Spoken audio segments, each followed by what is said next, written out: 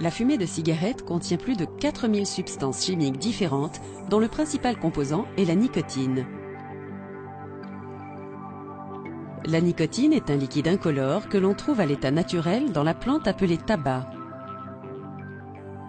La nicotine est une drogue qui induit une dépendance et le tabagisme est l'une des formes de dépendance à la nicotine les plus répandues aux États-Unis.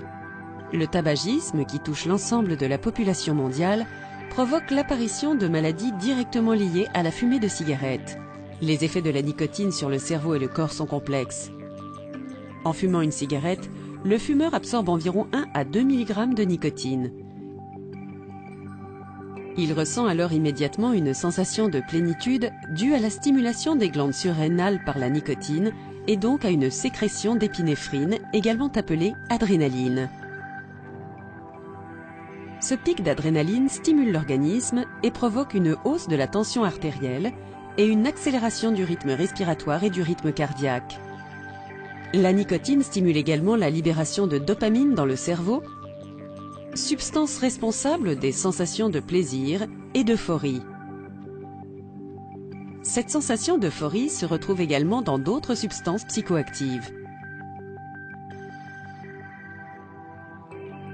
Cette sensation de plaisir augmente l'effet de dépendance à la nicotine.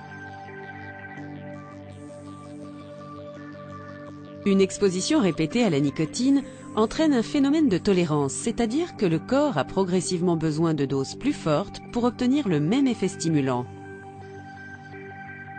Lorsque le taux de nicotine consommé n'est pas suffisant, le fumeur ressent les symptômes du sevrage tabagique. Il s'agit notamment d'une baisse du rythme cardiaque, d'une difficulté à se concentrer, d'une nervosité, de maux de tête, d'une augmentation de l'appétit et d'une prise de poids, d'insomnie, d'irritabilité et de dépression. Ces symptômes diminuent avec le temps, mais les effets secondaires du sevrage tabagique sont un obstacle à surmonter lorsqu'on arrête de fumer. Il existe aujourd'hui diverses techniques et solutions pour aider les personnes qui veulent arrêter de fumer. N'hésitez pas à rencontrer un professionnel de la santé pour connaître la solution qui vous convient le mieux.